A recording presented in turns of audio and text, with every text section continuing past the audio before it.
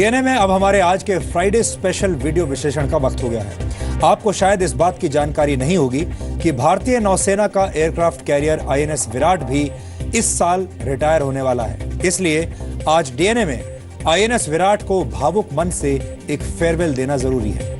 Mother यानी मां के नाम से मशहूर आईएनएस विराट को 12 मई 1987 को भारतीय नौसेना में शामिल किया गया था। 28,700 टन वजन वाले आईएनएस विराट ने 29 वर्षों तक भारतीय नौसेना को अपनी सेवाएं दी हैं। वैसे ये वॉरशिप कुल 57 वर्ष की सेवाएं दे चुका है। भारतीय नौसेना में शामिल होने से पहले ये ब्रिटेन की रॉयल नेवी का हिस्सा था। ब्रिटिश नेवी ने इसे वर्ष 1953 में ही लॉन्च कर दिया था। हालांकि आधिकारिक तौर पर इसे 1959 में ब्रिटिश नौसेना में शामिल किया गया था। ब्रिटेन की रॉयल नेवी में इसे HMS हर्मीज के नाम से जाना जाता था, जहां इसने अर्जेंटीना के खिलाफ फॉकलैंड युद्ध में हिस्सा लिया था। हाल ही में बंगाल की खाड़ी में हुए इंटरनेशनल फ्लीट रिव्यू में आईएनएस विराट ने हिस्सा लिया था और ये उसकी अंतिम ऑपरेशनल सेलिंग थी। आईएनएस विराट को आप कारगिल का शूरवीर भी कह सकते हैं, क्योंकि कारगिल युद्ध में लड़ाई सिर्फ तोलोलिंग और टाइगर हिल की चोटियों पर नहीं लड़ी जा रही थी, बल्कि इस जंग में अरब सागर का इलाका भी शामिल था, जिसकी पूरी कहानी आज हम आपको वीडियो विश्लेषण की मदद से बताएंगे। साथ ही आपको ये भी बताएंगे कि कैसे आईएनएस विराट का पुनर्जन्म होने वाला है। हमें लगता है कि देश में नकारात्मक खबरों की शोर के बीच आज आईएनएस विराट को प्राथमिकता देनी जरूरी है। ये एक ऐसा डीएनए टेस्ट होगा जिसे देखकर आपको गर्व का अनुभव भी होगा और आपकी आंखें भी नम हो जाएंगी।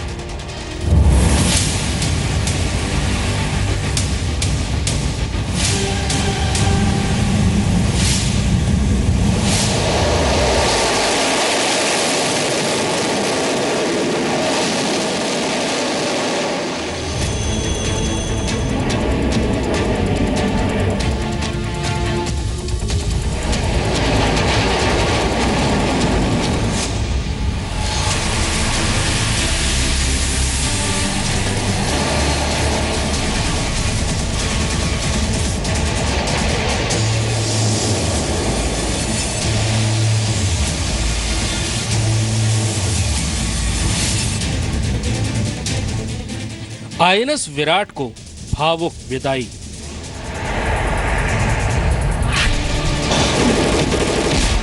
ये विदाई की बेला है। विदाई एक ऐसे योद्धा की जिसने 3 दशक से ज्यादा समय तक भारत की सेवा की। भारतीय नौसेना का झंडा लेकर वो पूरी दुनिया में गया और दरअसल उसने भारतीय नौसेना की एक ग्लोबल नेवी बनने की पहली घोषणा की। आईएनएस विराट अब रिटायर हो रहा है। ये साल आईएनएस विराट की भारतीय नौसेना में सर्विस का आखिरी साल है। ये वर्ष 1953 की वो तस्वीर है जब पहली बार समंदर की लहरों पर आईएनएस विराट ने एक न भूलने वाले सफर की शुरुआत की थी। उस वक्त इस एयरक्राफ्ट कैरियर को HMS हर्मीज के नाम से जाना जाता था, जो ब्रिटेन की रॉयल नेवी का हिस्सा था। ये वर्ष 1959 की तस्वीर है, जब आधिकारिक तौर पर इस एयरक्राफ्ट कैरियर ने ब्रिटिश नेवी की ताकत बढ़ाई थी। महीने बदले, साल बदले, लेकिन इस एयरक्राफ्ट कैरियर की ताकत में कभी कोई कमी नहीं आई। 12 मई 1987 यानी वो दिन जब ब्रिटेन की रॉयल नेवी का कोहिनूर भारतीय नौसेना की ताकत में 4 चांद लगाने के लिए शामिल किया गया। आईएनएस विराट जिस समय भारतीय नौसेना में शामिल हुआ था, उस समय नौसेना एक क्षेत्रीय ताकत से एक ग्लोबल नेवल पावर बनने की तरफ आगे बढ़ रही थी और विराट ने इसमें बहुत बड़ी भूमिका निभाई। दुनिया के अलग अलग हिस्सों में जाकर विराट ने भारतीय नौसेना की बढ़ती हुई ताकत का प्रदर्शन किया। समंदर की लहरों पर न जाने कितने देशों में, न जाने कितनी दूर तक विराट ने तिरंगा फहराया, आन बान और शान से। करीब 6 दशकों बाद यह एयरक्राफ्ट कैरियर अब नौसेना से रिटायर हो रहा है, लेकिन आज भी आईएनएस विराट की ताकत का लोहा दुनिया मानती है।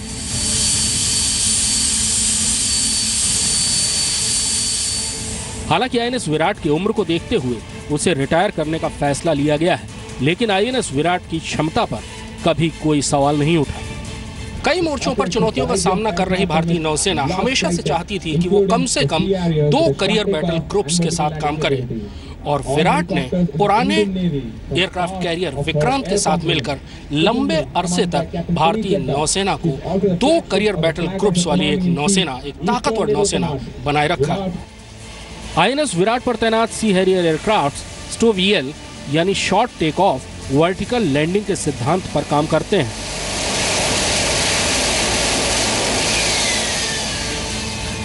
आईएनएस विराट से किसी फाइटर प्लेन को टेक ऑफ करने के लिए 100 मीटर से भी कम दूरी के रनवे की जरूरत होती है।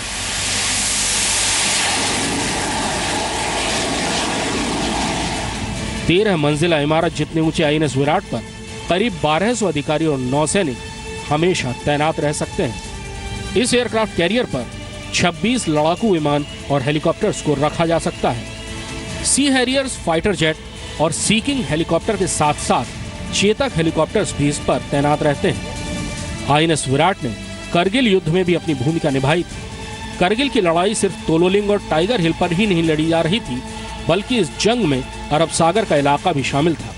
यहाँ गोलाबारी तो नहीं हो रही थी, लेकिन दुश्मन को पटखनी देने के लिए नौसेना ने यहाँ पूरी तैयारी कर रखी थी। एक तरफ भारत की सेना ऊंची पहाड़ियों को एक एक करके फतह कर रही थी, और दूसरी तरफ नौसेना पाकिस्तान की समंदर में पूरी घेराबंदी करने की तैयारी कर चुकी थी, खास करके कराची बंदरगाह को, जो पाकिस्तान नौसेना का मुख्य अड्डा है। ऑपरेशन तलवार के नाम से भारतीय नौसेना ने अपने ईस्टर्न और वेस्टर्न फ्लीट को पाकिस्तान के खिलाफ लॉन्च कर दिया था, और इसमें आईएनएस विराट ने अहम भूमिका अदा की थी। भारतीय नौसेना में विराट की लंबी सर्विस से पहले विराट ने ब्रिटिश नेवी में भी, रॉयल नेवी में भी एक लंबी पारी खेली, और विराट के जाने का दुख जितना भारतीय नौसेना के लोगों को है, उतना ही रॉयल नेवी के लोग भी इस बात को लेकर इमोशनल हो रहे हैं कि विराट अब वापस जा रहा है। बात चाहे ब्रिटेन की रॉयल नेवी की हो या फिर भारतीय नौसेना की, आईएनएस विराट जाते जाते सबको रुला कर जा रहा है। Captain Watson, Virat, this is Virat's last operational sailing. So how Brits, how UK Navy sailors, officers, how they feel about it? Well, it's a very emotional moment. When we arrived offshore and we saw the Virat at anchor, the former HMS Hermes, there were some very emotional officers and crew on HMS Defender, some of whom had served on the Hermes. The Hermes of course was the flagship of the task force in the Falklands War, and it's quite amazing to see the ship looking so good all these years later as the flagship of the Indian Navy. INS Virat के retirement ने भारतीय नौसेना को भी काफी भावुक कर दिया है, लेकिन उसे ज्यादा चिंता करने की जरूरत नहीं है, क्योंकि नौसेना को अगले साल तक स्वदेशी एयरक्राफ्ट कैरियर आईएनएस विक्रांत मिलने वाला है, और रिटायर होने के बाद आईएनएस विराट समंदर के तट पर किसी बुजुर्ग सिपाही की तरह आने वाली पीढ़ियों को जंग के पुराने किस्से सुनाता रहेगा। नौसेना में कहा जाता है कि पुराने जहाज कहीं जाते नहीं हैं, वो कुछ दिन बाद वापस लौट कर आते हैं। विराट शायद रिटायर होने के बाद विशाखापट्टनम में उसको एक म्यूजियम के तौर पर रखा जाए, जहां आने वाली पीढ़ियां आकर उस जहाज को देख पाएंगी जिसने भारतीय नौसेना को एक क्षेत्रीय नौसेना से एक ग्लोबल नेवल पावर बनाया। हो सकता है आगे आने वाले किसी जहाज का नाम विराट रखा जाए और दोबारा विराट इसी आन बान और शान से एक नए अवतार में भारतीय नौसेना में शामिल हो। कैमरामैन गजेंद्र सिंह के साथ कृष्णमोहन मिश्रा, जी मीडिया, बंगाल की खाड़ी। आज आईएनएस विराट का धन्यवाद देना जरूरी था, और मुझे उम्मीद है कि आईएनएस विराट पर हमारी ये रिपोर्ट आपको जरूर पसंद आई होगी। हालांकि आईएनएस विराट की कहानी यहीं पर खत्म नहीं होती। जी न्यूज की टीम ग्राउंड रिपोर्टिंग को काफी महत्व देती है, और हम हमेशा ये कोशिश करते हैं कि आईएनएस विराट की पूरी इनसाइड स्टोरी आपको इस युद्ध पोत के अंदर से ही दिखाई जाए। इसके लिए हमारी टीम बहुत जल्द आईएनएस विराट पर मौजूद रहकर वहां से एक on the spot DNA test करेगी, जिसकी तस्वीरें आप जी न्यूज पर बहुत जल्द देख पाएंगे।